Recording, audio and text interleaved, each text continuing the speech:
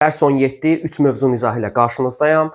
Gəlin birinci Böyük Monqol dövlətindən danışaq. Böyük Monqol dövlətinin qurucusu Timuçin, yəni ki Çingiz xan 1206-cı ildə onun qurultayında, Monqolların tayfalarının qurultayında Çingiz xan Böyük xan ləqəbini qəbul edir və Böyük Monqol dövlətinin əsasını qoyur. Dövlətin ilk paytaxtı Qaraqorum şəhəri olmuşdu. Dövlət Çingiz xan tərəfindən, Timuçin tərəfindən dedik yaradılmışdı və Çingiz xan hakimiyyəti dövründən etibarən Monqollar geniş işğalçı yürüşlərə başlayırlar. İlk öncə onun daxili siyasətindən danışım. O əvvəlcə ordu quruculuğu tədbiri həyata keçirdir. Ordusunu Mete xan kimi onluq, yüzlük, minlik sistemlərə bölür və güclü, nizami, daimi bir ordu formalaşdırır. Monqol qoşunlarının əsasını atlı süvarilər təşkil edirdi. Onlar güclü kəşfiyyat işi ilə məşğul idilər. Düşmənin zəif nöqtələrini əvvəlcədən müəyyən edir və ani hücumlarla düşməni lərziyə gətirib məğlubiyyətə uğradırdılar. Çingiz xan həmçinin Böyük Yasa adlı qanunnamə də qəbul edir ki, Böyük Yasa yarlıqlardan və yasaqlardan ibarət idi. Burada Böyük Yasaya əsasən istər orduda, istər deməli məmurların, istərsə də digər mülki və hərbi şəxslərin səlahiyyətləri, onların nələri edib, nələri edə bilməyəcəyinə dair bütün məsələlər öz əksini tapmışdı və dedik ki, onun dövründən etibarən işğallara başlayırlar. Əvvəlcə o Monqol türk tayfalarını bir araya gətirir, bütün Monqol tayfalarını öz ətrafında birləşdirir. Türklərin də böyük bir əksəriyyətini öz ətrafında birləşdirdi və bununla da işğalçı yürüşlərə başladı. 1207-ci ildə Cənubi Sibiri və Türkistanı, Şərqi Türkistanı tabe etdikdən sonra o dövrdəki ən zəngin ərazi olan, ən zəngin dövlət olan Çin üzərinə yürüş edir. Belə ki, 1211-15-ci illəri əhatə edən bu yürüş nəticəsində Çinin şimal hissəsi tabe edilir. Pekin Çingizin orduları tərəfindən işğal edilmişdi. 1219-21-ci illərdə isə o Mərkəzi Asiyaya yönəlir və burada güclü bir dövlət olan Xarəzmşahlarla mübarizə aparır. Həmin o Xarəzmşahlar ki, bizə məlumdur onların Qaraxanlıların qərb qoluna son qoymaları, Qaraxanlıları süquta uğratmaları və Azərbaycana etdikləri yürüşlər də şahid olmuşduq. 1219-21-ci illərin nəticəsində Xarəzmşahları tabe edir. 1220-22-ci illərdə isə məşhur sərkərdələri Cəbə və Subutay Cənubi Qafqaza, İran, Azərbaycan ərazilərinə kəşfiyyat yürüşünə başlayırlar. Bu Monqolların birinci yürüşü hesab olunur. Bunun nəticəsində Təbriz, Gəncə, Dərbənd istisna olmaqla Azərbaycanın əksər şəhərləri dağıdılır və onlar Dərbənddən şimala doğru hərəkət edərkən 1223-cü ildə Rus Qıpçaq qoşunları ilə Kalka çayı sahilindəki döyüşdə qarşı-qarşıya gəlirlər. 1223-cü il Kalka döyüşündə də Monqollar qalib gəlirlər. Bu, Monqolların Azərbaycana etdikləri birinci yürüşü idi, kəşfiyyat xarakterli idi. 1227-ci ildə isə Çingiz xan vəfat edir və o vəfatına yaxın bir vəsiyyət hazırlamışdı. Vəsiyyətinə əsasən Böyük İmperatorluğu 4 oğlu arasında 4 dənə ulusa bölür. Bu arada qeyd edeyim ki, 5-ci Monqol ulusu, yəni 5-ci Monqol dövləti isə Azərbaycanda Hülakü xanın başçılığı ilə 1258-ci ildə yaradılmışdı Mərkəzi Azərbaycan olan 5-ci Monqol ulusunun. Ümumilikdə Monqolların Azərbaycana etdikləri yürüşlər, Azərbaycanda həyata keçirdikləri siyasət, vergi, torpaq məsələləri ilə bağlı ətraflı bir izah videomuz var. Şəklini burada, linkini isə aşağıda qeyd edəcəm. Video ilə əlaqəli şəkildə öyrənməyiniz üçün, mövzunu daha yaxşı mənimsəməyiniz üçün o videonu mütləq şəkildə izləyin. Xubilay xanın dövrünə gəldikdə isə Xubilay xan da Çingiz xan kimi Çində işğallarını davam elətdirir və o Pekini dövlətin paytaxtına çevirir. 1271-ci ildə isə Çinin işğalını başa çatdırır. Paytaxtın Pekinə köçürülməsi mərkəzi dövlətlə uluslar arasındakı əlaqələri, siyasi-iqtisadi əlaqələri zəiflətmişdi və bu da artıq 13-cü əsrin sonu, 14-cü əsrin əvvəllərində böyük imperatorluğun parçalanmasına və artıq yaranan ulusların müstəqil siyasət yerinə yetirməsinə gətirib çıxartmışdı. Və Monqolların tarixində bir digər önəmli qurultay isə Qaraqorum qurultayıdır. Onun qurultayında dövlət yaradıldı. Qaraqorum qurultayında isə deməli Rus Qıpçaq çöllərinə doğru hücumların edilməsinə, qərbdə Cənubi Şərqi Avropada işğalların həyata keçirilməsinə, axırıncı dənizə qədər gedib çatmaq qarşılarına məqsəd qoyuldu. Yürüşə isə başçılıq eləyirdi Cudinin oğlu Batı xan və qeyd edeyim ki, onlar Qıpçaq Rus çöllərinə doğru yürüşə başladılar. Bu dövrdə 13-cü əsrin 40-cı illərində, 1240-41-ci illərdə İdil Bulqarlarını, Rusları, Polşanı, Çexiyanı, Macarıstanı tabe edib həmən ərazilərə daxil oldular. Lakin Batı xan yürüşlər həyata keçirdərkən mərkəzdən bir xəbər alır. Belə ki, artıq Böyük Monqol dövlətində, Ali Monqol xaqanlığında xanın ölüm xəbərini alır. Böyük xanın ölüm xəbərini aldığına görə ölkəsinə doğru qayıtmalı idi. Bu onun Şərqi Avropaya doğru irəliləməsinə mane olan birinci səbəbi idi. Yəni ki, ölkədə xanın ölüm xəbəri, əsgərlərinin yorulması, ordu sıralarının pozulması və Şərqi Avropada xalqların ciddi müqavimətinə rast gəlməsi Batı xanı Şərqi Avropadan geriyə doğru çəkməyə məcbur edir. Amma ölkəsinə qayıdarkən, yoldaykən məlumat alır ki, Batı xan, bəs sən demə, artıq yeni bir xan təyin olunubdur ölkəyə, ölkə getməyə ehtiyac qalmır və Cuzi nəslindən olan Batı xan isə 13-cü əsrin 40-cı illərində, təqribən 1241-ci ildə Qızıl Ordu dövlətinin əsasını qoyur, paytaxtı Saray Batı şəhəri olan Qızıl Ordu dövlətini yaradır, deməli, Batı xan. Batı xandan sonra isə biz bir sıra hökmdarlar görürük, lakin bizim keçdiyimiz hökmdar Özbək xandır, 14-cü əsrin birinci yarısında hakimiyyətdə olmuşdu. Özbək xanın hakimiyyəti dövründə İslamın qəbul edilməsi, türkləşmə prosesinin başa çatmasını görürük. Yəni, İslam dininin qəbul edilməsi də, türkləşmənin başa çatması da Özbək xanın dövrünə təsadüf eləyir. Qeyd edə bilərəm ki, Özbək xan da Qızıl Ordu dövlətinin digər hökmdarları kimi Cənubi Qafqaz, Azərbaycana yürüşlər təşkil eləmişdi. Hülakülər dövləti ilə mübarizə aparmışdı. 1318-1335-ci illərdə Azərbaycanda Hülakülərlə mübarizə aparsa da uğur əldə edə bilməmişdi. Və daha sonra qeyd edə bilərik ki, Ruslar, Moskva knyazlığı, Ruslar uzun müddət Qızıl Ordu dövlətinin Monqolların hakimiyyəti altında qalırlar. Onlardan vassal asılılığında dövlətlərini idarə etməyə məcbur idilər. Lakin 1380-ci ildə Qızıl Ordu ilə Rus knyazlıqları arasında Kulikova döyüşü baş verir. Kulikova döyüşü nəticəsində sərkərdə Mamay, yəni Qızıl Ordunun sərkərdəsi Mamay xan məğlub olur. Və bu məğlubiyyət imkan verir ki, Ruslar Qızıl Ordunun asıllığından çıxsınlar. Lakin bu müstəqillik çox qısa bir müddət davam edir. Belə ki, hakimiyyətə gətirilən Toxtamış xan, hansı ki, həmin o Toxtamış xan Əmir Teymur tərəfindən hakimiyyətə gətirilmişdi, Teymurilər tərəfindən. Toxtamış xan hakimiyyətə gəldikdən sonra, cəmi 2 il sonra 1382-ci ildə Moskva şəhərinə hücum eləyir, Moskvanı yandırır, Ruslar yenidən asılı hala düşürlər Qızıl Ordudan. Deməli, Batı xanın dövründən etibarən Ruslar asılı haldaydılar Qızıl Ordudan. Kulikova döyüşü nəticəsində müstəqillik əldə etdilər, amma bu çox qısa bir müddət çəkdi. Sonradan Toxtamış onları tabe elədi. Bu arada Toxtamış xan o dövrdə Azərbaycana yürüş eləyir. Elə Özbək xan kimi və ya Özbək xandan sonra hücum eləyən Canı bəy kimi. Canı bəy yadınızdadır, 1357-də hücum eləyir Azərbaycana, Hülaküləri süquta uğradır. Eynisini Toxtamış da eləyir. Toxtamışın yürüşü qarətçi məqsəd daşıyırdı. 1385-ci ildə Azərbaycana yürüş eləyir. Təbrizdə qarət və talanlar törədir.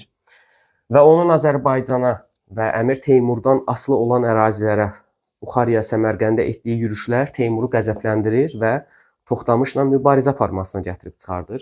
1387-1395-ci illərdə aralarında baş verən iki böyük döyüş nəticəsində Əmir Teymur rəqibi Toxtamışa qalib gəlir. Həlledici döyüş 1395 Terek çayı sahilində olmuşdu. Terek çayı sahilindəki döyüşdə Əmir Teymur müttəfiqləri ilə birgə, burada Şirvanşah İbrahim, Şəka kimi, onlar qalib gəlirlər Toxtamışa və Qızıl Ordu dövlətinin şərq vilayətlərini ələ keçirdir Əmir Teymur. Həmçinin Saray Bərçə şəhərinə də daxil olub oranı dağıtmışdı. Bu hadisədən sonra Qızıl Ordu parçalanır və bir daha özünə gələ bilmir. Elə bundan istifadə eləyən Rus knyazlıqları da müstəqil siyasət yürütməyə cəhd göstərirdilər. Amma 15-ci əsrin ikinci yarısında hakimiyyətə gələn Əhməd xan həm Qızıl Ordunun nüfuzunu yüksəltmək, həm həmin o Rusları, Moskva knyazlığını tabe eləmək məqsədi ilə deməli 1480-ci ildə Ruslarla döyüşə hazırlaşır. Uqra çayı sahilində, çayın bir digər sahilində, Ruslar digər sahilində isə Qızıl Ordu deməli döyüşçüləri dayanmışdı. Lakin Uqra çayı sahilindəki hadisə, tarixə Uqra dayanması kimi daxil olan hadisə Qızıl Ordunun məğlubiyyəti ilə deməyək də uğursuzluğu ilə nəticələnir. Gec həmlə etmələri nəticəsində Moskva knyazlığı uğur əldə eləyir. Qızıl Ordunun asıllığından bir dəfəlik çıxırlar, xilas olurlar. Və qeyd edə bilərəm ki, 15-ci əsrdə artıq dövlət parçalanır. 15-ci əsrin sonlarında türk dövlətləri yaranır Qızıl Ordunun ərazisində. Krım, Qazan, Həştərxan, Noğay kimi dövlətlər meydana gəlmişdi. Artıq 1502-ci ilə gəldikdə isə 1616-cı əsrdə, daha doğrusu 16-cı yüzillikdə Qızıl Ordu dövləti daxili çəkişmələr nəticəsində süquta uğrayır. Qızıl Orduda qısaca terminlərdən bəhs eləyəsi olsaq, burada Tarxanlar var idi. Tarxanlar hansı ki imtiyazlı şəxslər idi. Onlar vergilərdən azad idilər verilən fərmanlar nəticəsində. Baskaklar var idi ki, baskaklar da vergi yığan məmurlar hesab olunurdu. Dövlətə böyük xan rəhbərlik edirdi. Qızıl Ordu dövləti 1359-cu ildə Cudi nəslindən olan xanların hakimiyyətinin başa çatmasından sonra qeyd edeyim ki, əvvəlki qüdrətini itirmişdi. Özbək xan dövründən etibarən artıq türkləşmişdi və bir türk dövlətinə çevrilmişdi Şərqi Avropada.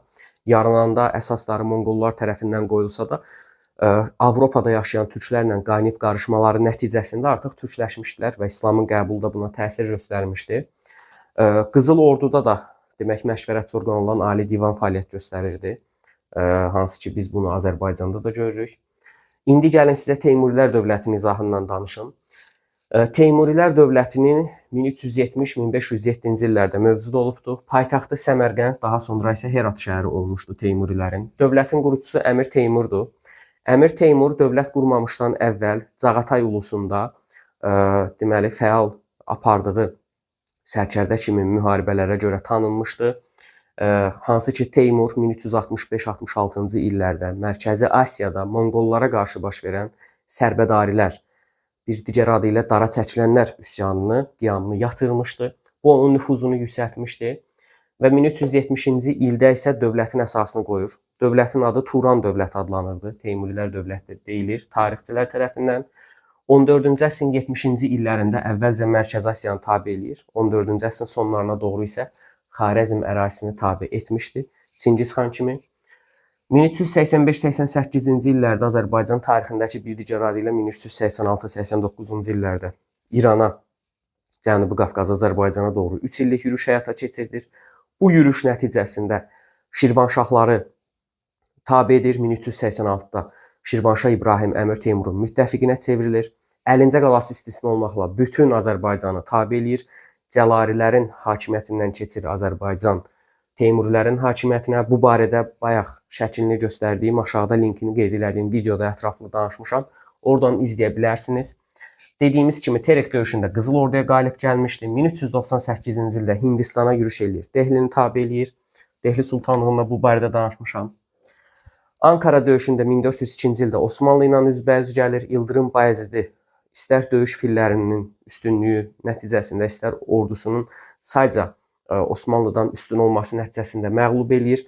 Osmanlı dövlətini şəhzadələr arasında parçalayır. Osmanlıya ağır zərbə vurur. Osmanlının Avropa nislərinə doğru irəliləməsinin qarşısını alır. 51 il Konstantinopolun fəthini gecikdirir. O da Çingiz xan kimi qanunnamə qəbul eləmişdi. Əmir Teymur da dövləti uluslara bölmüşdü Monqollar kimi. Bölünən uluslar valilər tərəfindən idarə olunurdu. Bu da hakimiyyətin zəifləməsinə gətirib çıxardırdı.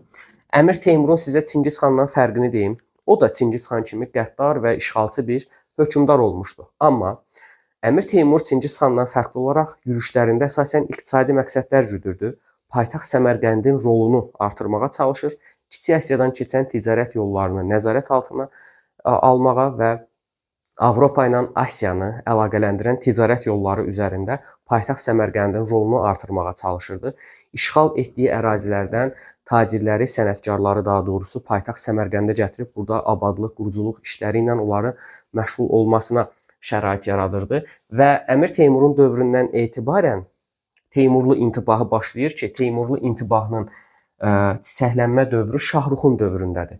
Belə ki, Teymurdan sonra hakimiyyətdə olan oğlu Şahrux xan paytaxtı Herata köçürdür, inzibati dəyişiklik həyata keçirdir. Mədəni tarixindən bağlı deyə bilərik ki, Teymurlu intibahının dedik zirvə dönəmi yaşanır.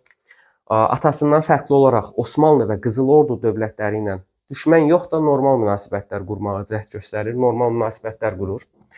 Lakin Azərbaycanda Qaraqoyunlu dövləti ilə 1421 və 1435-ci illərdə Qara İskəndərlə vuruşur.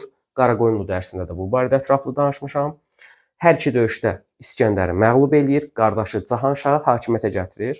Cahanşah da 1436-1447-ci illərdə Şahruxun ölümünə qədər, 1447-ci il Şahruxun ölümünə qədər Qaraqoyunlu dövləti Teymurilərdən vassal asıllığında olur. Və daha sonra Uluğ bəy deyə bilərik. Cəmi 2 il hakimiyyətdə olmuşdu. Uluğ bəy astronom idi, dövrün məşhur astronomu olmuşdu. Rəsədxanada həyatının demək olar böyük bir hissəsini keçirdirdi. Mədəniyyətə önəm verən bir hökmdar idi. Siyasi işlərlə bir o qədər də məşğul olmurdu. Bu da dövlətin zəifləməsinə gətirib çıxardır. Əbu Səiddən danışası olsaq, Əbu Səid isə Teymurilər tarixində həm Qaraqoyunlu, həm Ağqoyunlu ilə mübarizə aparan və hər iki dövlətimizə məğlub olan bir hökmdardır. Bu barədə də həmən bu mövzularda danışmışam. Sonuncu və Teymurilər dövlətinin qüdrətini bərpa edən hökmdar isə Hüseyn Bayqara olur. Hüseyn Bayqara əvvəllər, daha doğrusu Hüseyn Bayqara hakimiyyətə gələn ərəfədə Teymurilərin ərazisi Xorasanla əhatə olunmuşdu. Lakin o, deməli, Əmir Teymurun dövründə olduğu kimi həmən o əraziləri, geniş torpaqları dövlətinə birləşdirir. Lakin Mərkəzi Asiyada güclənən bir digər türk dövləti, Özbəklərin qurduğu Şeybanilərlə mübarizəsi onun ölümü ilə nəticələnir. 1507-ci ildə Hüseyn Bayqara öldürülür və nəticədə də Teymurilər dövləti süquta uğrayır. Hüseyn Bayqaranın varisləri isə Azərbaycan Səfəvilər dövlətinin qurucusu Şah İsmayıla sığınmışdılar. İstər onun varislərinin Şah İsmayıla sığınması, istər Xorasan uğrunda mübarizə, indi isə bir digər iki türk dövlətini qarşı-qarşıya qoyur və 1510-cu ildə Mərv döyüşünün baş verməsinə gətirib çıxardır ki, burada Şah İsmayıl rəqibi Şeybani xanı məğlub eləyir, ordusunu darmadağın edir və Xorasanı ələ keçirir. Bu barədə sizə Səfəvilər mövzusunda məlumat verəcəm və qeyd edeyim ki, 1-ci, 3-cü, 5-ci günlər axşam 19:00-da gördüyünüz kimi hər adını çəkdiyim günlərdə yeni videolar kanalımıza yüklənir. Həm Azərbaycan, həm ümumi tarixi, istər abituriyentlərimiz, istərsə MİQ və sertifikasiya hazırlaşan müəllim və müdavimlərimiz kanalımızı izləyərək proqramı bizimlə bərabər imtahana qədər bitirə bilərlər. Mən isə burada videonu bitirirəm. Fəaliyyətinizdə uğurlar arzu edir. Növbəti videolarda görüşənədək sağ olun, salamat qalın.